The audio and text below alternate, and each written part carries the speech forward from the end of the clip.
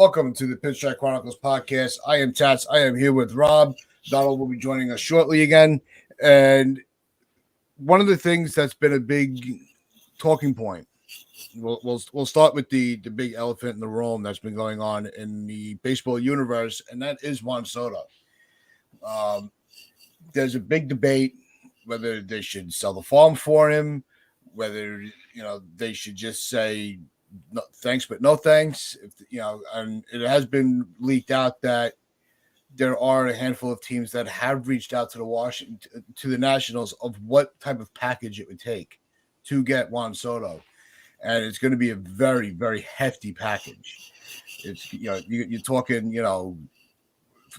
5 prospects, I think they said an MLB ready player, so. There's been a lot of debate on what that package from the Yankees would look like if they really did seriously pursue it. And the one player that everybody keeps saying cannot be on there is Volpe. Seems to still be that coveted, untouchable prospect. From what you're hearing, Rob, do you think that if Volpe has to go for Soto, that Cashman says, you know what, it's too good of a player to pass up on? Or is it going to be if you're asking for him, there's no discussion. You shouldn't ever let a prospect who's in Double-A prevent you from getting a 23-year-old superstar. Soto is that guy right now. You know what he is, and you're going to get him for 2.5 years. 3 playoff runs, essentially, of a guy that is only going to get better. Where Anthony Volpe is a guy that might be good. I think he's going to be good at the major league level, but will he ever be Juan Soto? Probably not. And the same thing goes for Dominguez. He's still a couple of years away. Volpe's probably going to be ready by next year. Dominguez, 2024, the earliest maybe. So you're still looking at guys that are ways away. And if the Nationals say we need Volpe and Dominguez, Cashman has to be like, this guy puts us over the top. If you put Soto in our lineup right now and for the next 2 years, you don't have to worry about paying him right away. That's the thing. You don't have to worry about paying him the huge, huge contract. You have to worry about arbitration, but not that, $500 million deal or whatever it's going to take. So if he's out there to be had and the Nationals say we want Volpe, Dominguez, so-and-so, and like 4 other guys, I think you have to pull the trigger. If the Yankees have a very deep farm system, they can make this move happen. Well, that's what it is. They have the prospects to make this transaction, and still have pieces to go and get a pitcher if needed. So it's not that this will empty the farm where there's no value left down in the farm for other pieces that are needed. I think that's something that seems to be lost in the conversations, because we had teased the idea the other day. Well, if you make this move for Soto, where does that leave you for Castillo? Or because I still think that both moves can be made. We have the prospect depth. Yeah, but will Cashman give that up? How smart Cashman is of who gets attached to what deal. Yeah, but you can't give up everybody because the Reds are going to want a lot for Castillo. You're not going to say, we'll take your scraps that are left over after the Soto trade for our best pitcher who's not a free agent till after next year. The Reds are going to want a lot for Castillo because he's their best player, and they rightfully so. So will Cashman give up both the shortstop prospects? Because you're not giving up both for Soto. I think he's going to give up one, and he wants to be able to keep the other because we need a shortstop. Because if he gets Soto, he's not paying for one in the offseason, and he's just going to have Peraza ready to go. But Peraza would probably have to be involved in a Castillo trade. So that's the thing that Cashman's going to have to wrestle with. Do you want to make the big move for Soto and then not get a starting pitcher potentially, or have to go to like a lesser name that probably doesn't really help you in the long run?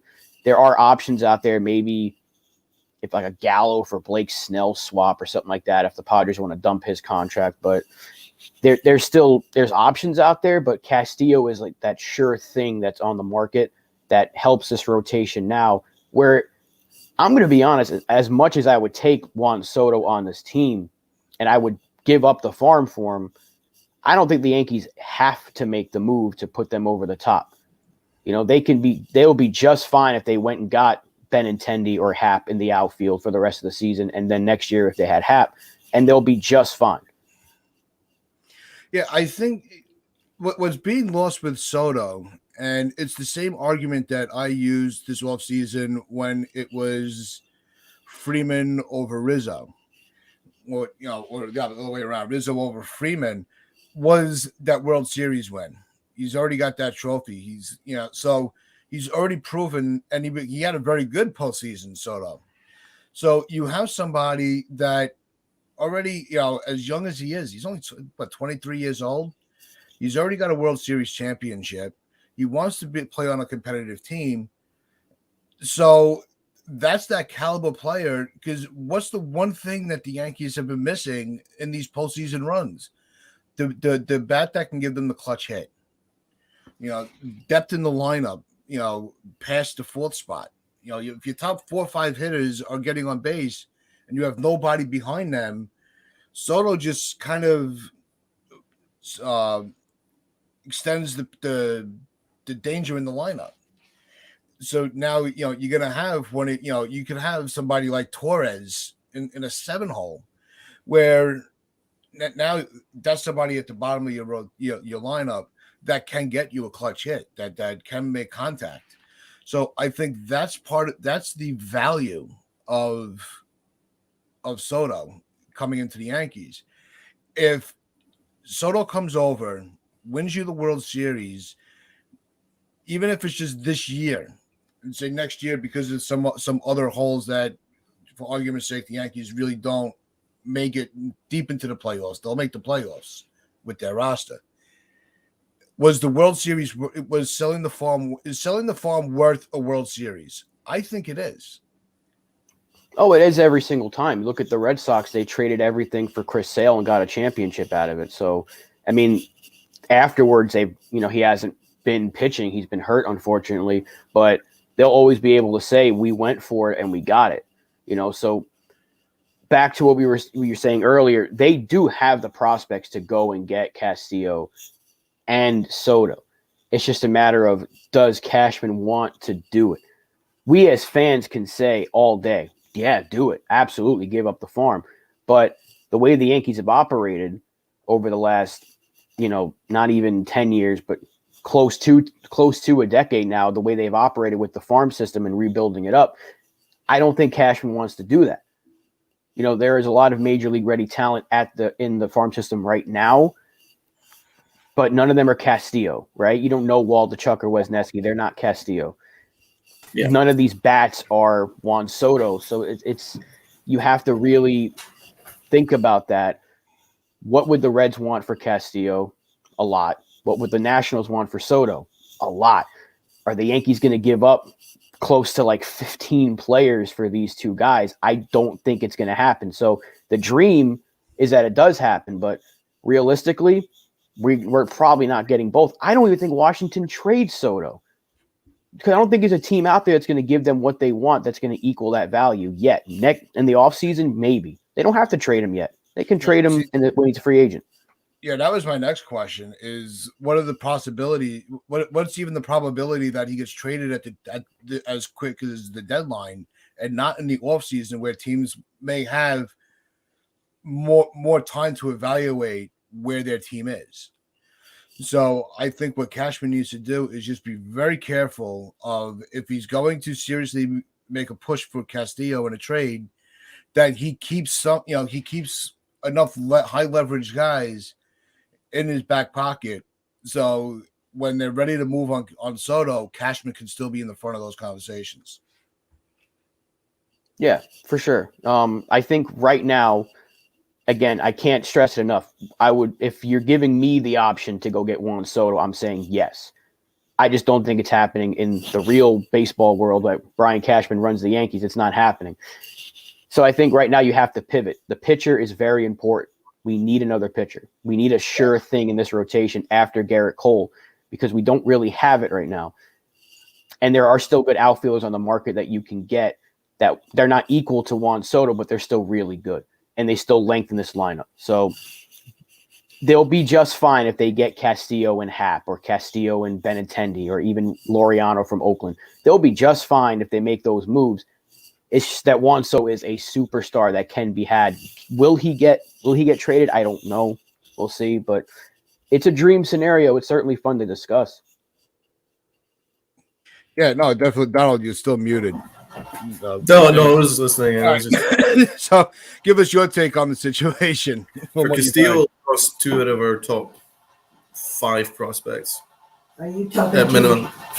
And so yeah, it's going to cost us 2 of our top 5 prospects, and I think that Peraza would probably be the name that I don't think we necessarily need to give up Volpe for Castillo, but I think it would cost us Peraza at minimum, and then multiple.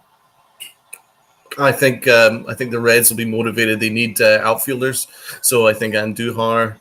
I think L'Oreal. I think there are some other ones. Pereira, Everson Pereira. Those are all names that, off the top of my head, who the Reds would be motivated to be interested in.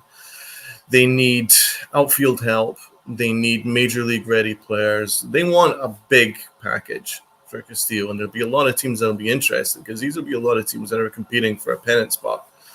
So that would probably mean that our offer is probably going to be a little higher than we probably want it to be. Does Cashman want to pay that price? I'm not sure. I just don't see how he can pay. Obviously we know he's going to be involved in the discussions. I just want him to finally take it seriously and just be a little more aggressive, because prospects, the argument is prospects are what they are, prospects. You don't know what they're going to be. We were all screaming at the prospects they gave up for Sonny Gray. Where are they now? The prospects that we even gave up last year for Gallo. It's not like they're tearing it up. Well, they are actually, so they kind of are. They're probably putting it together. All right. So, but when you have somebody on the market like Soto, you have to make the move. And it's not that you're absorbing this, this exuberant contract. He's still under control for 2.5 years. So you don't even have to worry about the contract right now, which is why I wanted to bring up the, part of the debate where they're like, well, how does this affect Judge? I don't think it overlaps at all. It shouldn't. We still have 2 years that we have to, over 2 years, we would have to worry about Soto. All you have to do is, take care of the arbitration. Yeah, I mean, Soto's probably going to get close to, I don't even know how much he's making this year in arbitration, but he's going to get a lot next year. But we have so much money coming off the books with Chapman and Britton and so on and so forth. And then next year or the year after, Rizzo will be off the books. Donaldson's off the books. Yeah. You can probably find a way to move Aaron Hicks at that point if you have to eat some money. There's going to be money off the books that the math does check out. Like I said the other day, there's a thread that I don't know who it was from, but I saw it. The Yankees could easily afford both of them because of all the money that's coming off the books. Mm-hmm. Just will they do it? That's the question. And again, I don't think they have to. As good as Juan Soto is, they don't have to do it. He's not the one player that is keeping them from winning a championship. As good as he is, again, there are other moves out there. So I don't want people panicking, being like, if they don't get Soto, Brian Cashman failed. If he gets a superstar pitcher and a really good outfielder, are we not better today if we made the trade today than we were going into the All-Star break? Absolutely. So no, I don't think if he doesn't get Soto, I would not consider that a failure. I'll say that, because I mean, if what the Nationals are asking for is a very, very high price, and there are only a handful of teams that can reach that, their asking price. And we're one of them out there, and especially teams that are not in position to be able to pay him. They might not even be able to pay him his arbitration because of their budgets. So Soto is he put himself he's such a high caliber player. He put himself in a very small bubble to where there's only a handful of teams that would be able to take that on. So it's going to be interesting to see as the deadline gets closer. We're going to have to take an even closer look at this and see how the rumor mills are churning and what leaks are coming out, who's available, the health of the prospects that are on the table. That's going to be a factor in the coming weeks. So it's going to be really interesting for come the trade deadline to see where this frenzy goes. Chapman, Britton, get that money off the books. Donaldson, that's like 50 million AAV at least off the books. You can afford both. And also, let's not forget that the package that we send, when you consider the arbitration that it would cost for instance, I think it would cost us Gleyber Torres at the top, along with either Volpe or Peraza, along with numerous starting pitching prospects, along with more outfield prospects. The arbitration that it's going to cost altogether, you have to consider that as well, especially Gleyber Torres. So we could afford Soto, but do you want to give up a Gleyber Torres for Juan Soto? Not if it's at the deadline. You can't continue this run getting rid of one of your key players. And having it, it would be easy to say, all right, if we get rid of Torres, you just slide LeMahieu back over to second base, IKF over, to third, and bring up Peraza. And you'll have, Donaldson and IKF at the third base spot. So, but that doesn't increase your probabilities of winning the World Series. Gleyber keeps you at the same level. So if Glaber's going to be in that discussion, it would have to be during the off season where you can pivot to make other moves. Yeah. Again, we don't even know what it would. We know it's going to take a ton of prospects. Dominguez, Volpe, absolutely, we're going to be in that trade for Juan Soto. Wesneski, Waldichuk are actually Rule 5 guys. You can expect them to get added to the 40-man if they don't trade them. There's a lot of guys that are going to have to be involved. Florial, they want Major League ready talent and they want prospects. Volpe is very, very close to Major League ready. He'll probably be ready by next year, the earliest. So they'll take him. They'll take Dominguez. They'll take Florial. They'll take the pitchers. They're going to need about 6 guys, 7 maybe, for Juan Soto. And there's also talk about them wanting a team to take Patrick Corbin's dreadful contract right now. So does anyone want to take him? He's been terrible, and he's getting paid a lot of money. So I don't think Brian Cashman does that. No, he's not going to give up. Either. I'm going to give you 7 of my top guys to take on, as good as Juan Soto is, but I don't want that Corbin contract. That could be something that turns him off from it. From what I'm hearing, the Yankees will check in on Soto, but their priority is Judge, not Soto. And that's fine. Again, Soto is a generational player, but the Nationals don't have to trade him unless they get a package that is like, okay, we have to move him right now. They got 2 years after this year to do so. They will trade him because it's clear he's not re-signing with them. They will trade him probably before he becomes a free agent, but they don't have to move him right now. So the fact that they said we're going to at least explore it, they're just doing their due diligence. They're like, let's see if we can get a team to pay us a king's ransom, for this guy, and then we'll take it. But they don't have to do it. So does Brian Cashman have to rush to be the first at the table? I mean, maybe. If he really, really wants the guy, he's going to have to. But we have to really consider what else this team needs right now, and that's a starting pitcher. So the last 10 minutes before the end of our show, we want to do a quick grades on each of the Yankees in the mid-season. Yeah, let's go. Let's do it. Tats, lead it off. All right. I would say the top player, the easy one would be Judge, but I'm going to put Stanton. He's going to be my A+ grade. Stanton gets an A+. Okay. Stanton gets an A+. I think his even with his slumps, his contributions to the game, his ability to just continue to say, give the finger to all the haters that he can't play the outfield. And he's played a solid outfield this year. He stayed healthy.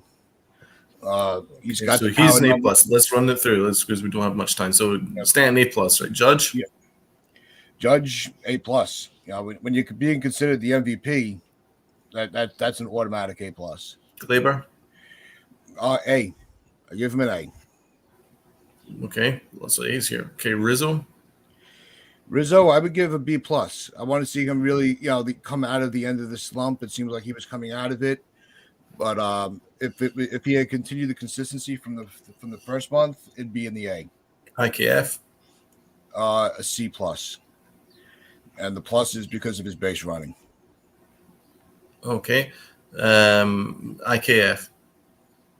Just said IKF. Oh, Yeah. I didn't hear your line cut out there for a minute. Right.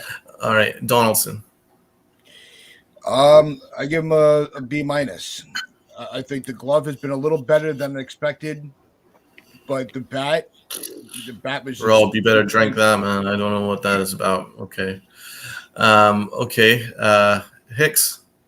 Hicks has got to be. Now, I will say I've been after discussing the grade I gave him last show, I have to retract my my hatred towards For God's sake, stick to your guns, Taz. All you do is ever change your mind every 5 minutes. Okay, what's your grade for Hicks now? Grade for Hicks is a C minus. C minus. Okay, that's fair. And we've done Judge and Stanton. Okay, Gallo. Gallo is an F. Looks good. And Matty Mustache. A plus. Beautiful. Okay, starting rotation quickly. Cole. A. Nasty Nestor. A plus. Montgomery. A minus. Okay. Tyone. Tyone, I'll give it B plus. Severino. A minus. Okay. King. A plus. Holmes. A plus plus. All right. And our favorite. He's got to have a D. Really? Chapman? Yeah, that's very kind. Giving him a very generous grade there. Okay, D. Okay. I think that's everyone. How about Boone? Boone gets an A. Okay. And Cashman. Cashman, A minus. Okay. All right. Rob. Aaron Judge, Clay Holmes, they're the A++. S ranking, really superb. They're brilliant. Michael King, A+, Stanton, A, Rizzo, I'm going to give A minus. Donaldson's a D. I don't know how the heck he got a B minus. Jesus. How you give him that. Aaron Hicks is a B right now. I think Aaron Hicks has really turned it around, and I'm going to give him credit for it. IKF, I'm going to give him a C. C+. He's been basically what we thought he would be. Just wish the defense was a little bit more cleaned up. Torres gets an A. Trevino, I don't think you even asked him. He gets an A. Trevino gets an A. Tats, what was your ranking for Trevino? Trevino, A plus. And Higashioka? A minus. D. I give Higgy a D. You give Higashioka an A minus? What's he done to merit that? Defense. His defense hasn't even been that good. It's not been good. It's been the middle of the pack. Oh my God, Tats. We need to discuss this off here. Okay, Rob, sorry. D, yeah, I'm giving Higgy a D. I'm gonna give Marwin Gonzalez a B. I think he's done a good job off the bench. Gallo, it's an F. He just hasn't done anything, unfortunately. Pitching wise, Cole, I'm giving an A minus to. He's had some clunkers, but he's been good enough overall. Nestor, I'm giving an A. He struggled, but that first 2 months where he was just untouchable was too fun to watch. Monty, he's getting a B plus. I'm going to give him an A minus. He's been just fine. Tyone, a B because he's really struggled lately. And Sevy, before the injury, would have been an A, but now I kind of just leave it as a unfinished grade because we don't know when he's coming back. Yeah. And Aroldis Chapman is whatever is below F. Exactly. And Loizaga, we forgot to mention. He's a D. He's been terrible. Yeah. That's B minus for you. No, he's got to be in the D with Rob because it's Oh, right. Okay. Right. Let's run it through quickly. Matt Carpenter A plus, Judge A plus, Stanton A minus, Rizzo. It's between B plus and A minus. I'm gonna be kind and edge for the A minus because his power numbers have actually really surprised me. Even though his batting average hasn't been there, his power numbers has. So I'm going to give him an A minus. Torres, very same as Rizzo. So I'll probably give him an A minus too. IKF, C minus. Donaldson, D. D for defense. D for disgusting. Disgusting bat. D for disaster bat. Yeah, he's been terrible. Outfield Hicks, it's tough. I'll give him a C plus. He's been the perfect fourth outfielder. He's just been playing every day, which has been the problem. But he's a fourth outfielder and done a fine job at that. We've got that covered. Rotation: Garrett Cole A minus, Tyone B. It's fair. Monty B. Monty's boring to watch, but he gets the job done. It takes 6 hours to throw a pitch, and his pitches aren't even particularly good, but the results are very good. So he is what he is. This is a B. Severino B plus. Hopefully he gets back to full health very, very soon. Nasty Nestor. He's exactly what you could want. He gets an A. Holmes A plus. Chapman F. Gallo F. Loizaga F. Higashioka D minus. Higashioka's been terrible. And of course Trevino gets an A. If anybody gets less grade for Trevino, you're out of your mind. He has been incredible all-star. So he gets an A. Am I missing anyone out? King, he gets an A minus. I think that's us. Oh yeah, Marvin Gonzalez, yeah, B. He's been perfect off the bench. And Aaron Boone gets an A. Cashman, B. I think he gets a higher grade because of that Trevino trade. The other moves he made haven't actually been that good, and he failed to tie down Aaron Judge, so he doesn't deserve an A. But the players have stepped up, which makes his grade better. But he did fix the coaching staff. The coaching staff gets an A too. Yeah, Marinaccio. We forgot about Wandy. Wandy like a B plus. Yep. Licky. Yeah. Okay. I'm giving Marinara Sauce a solid B plus. He's been really good since. Me too. I hope he comes back post break. The whole bullpen, I think, is a general B plus. Yeah. Now, what about Schmidt? Who's been kind of called up a couple of times for spot starts, and where would you grade his his contributions? B plus.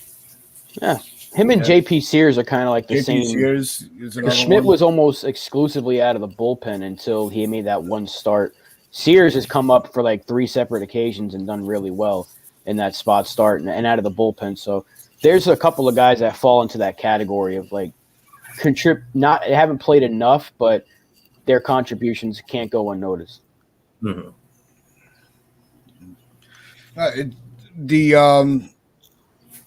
The grades obviously in the second half, hopefully don't change too much. Hopefully the negative grades go up the ladder and the positive ones. Oh, don't worry. Tats will change his grades once he speaks to us off air. Yeah, probably. What, you guys made a good argument for Hicks. We have 10 seconds, Bobby Tats. We have all right. Well, let's wrap things up for us. Where you pinch your pride, play hard.